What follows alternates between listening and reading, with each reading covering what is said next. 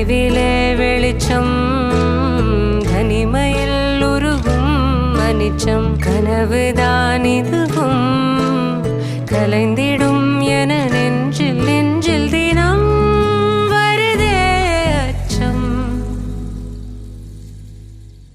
மேகதூதம் பாட வேண்டும் மேனி மீது சாரல் வேண்டும் காளிதாசன் காண வேண்டும் வானவில் வரும் வாழ்வில் மீண்டும்